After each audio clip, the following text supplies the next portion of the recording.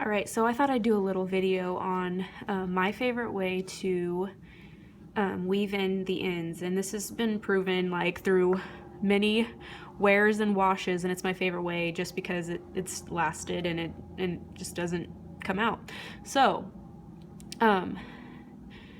what you do after you have finished off your project and threaded your yarn needle, you will begin to weave in your ends with the needle going in close to where you finished off.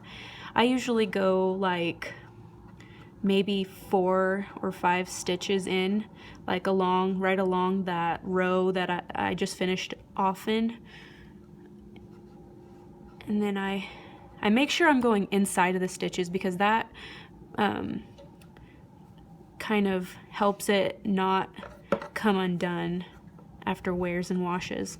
So after that's pulled through, I like to go back through and around the last stitch that I worked.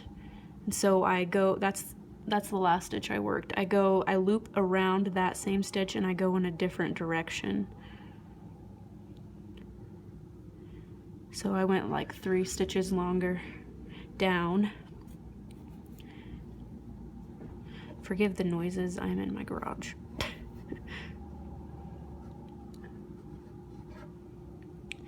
And so I'm gonna do that same thing again, but I'm gonna go in a different direction, and you can do that as many times as you like, depends on the project.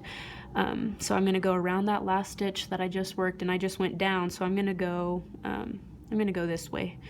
I'm gonna loop around that last stitch I just went through and go inside the stitches, like maybe 4 stitches, and then pull through. And then the last step I like to do is I like to go back in the direction that I just came from. So I went there to there. I'm gonna skip over the last stitch that I just worked in, and then I'm gonna insert the hook again and go back that opposite direction,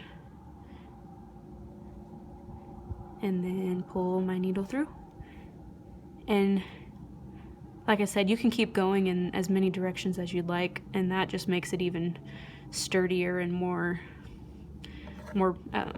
guarantee that your ends won't come out. And then after that, I just pull it a little bit tight and then snip my yarn and then stretch it back out, and your ends are guaranteed to not come out.